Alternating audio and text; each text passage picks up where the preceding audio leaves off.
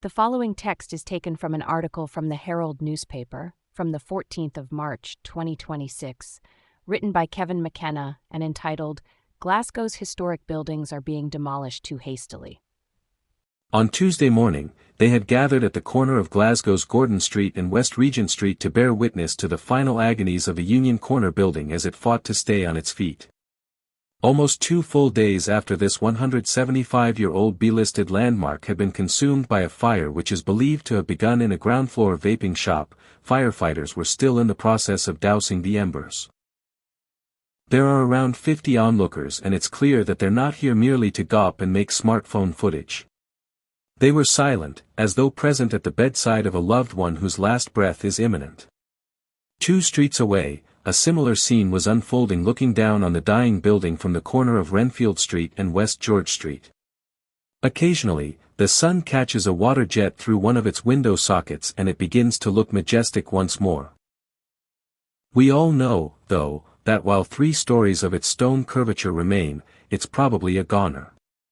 By this time, Susan Aitken, the leader of Glasgow City Council, and John Swinney, the First Minister, have more or less conferred the last rites by talking about safety being paramount and difficult decisions.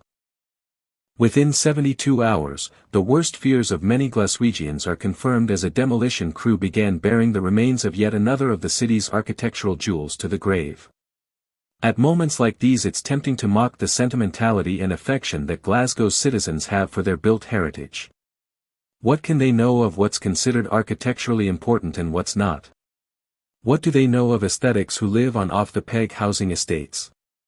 Well, quite a lot, as it turns out.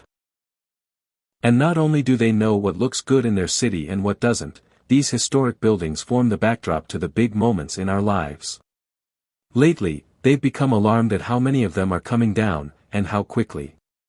This and their replacement by brick shoeboxes conveying all the aesthetic charm of mini nuclear power stations. My own, admittedly rudimentary, straw poll of my fellow citizens about what they think will replace the Union Corner elicits a dismissive, more student flats. The concerns about Glasgow City Council's haste to demolish the Union Corner building are rooted in what it portends for many of the city's other grand buildings. On the watch of the current administration, large parts of the city centre have become graveyards for our built heritage, the ABC Cinema on Sauchiehall Street, the magnificent Elgin Place Congregational Church, later Cardinal Follies nightclub, the Springburn Public Halls, the Cooperative Building in Trades Ton, and the Coliseum Cinema in Lauriston.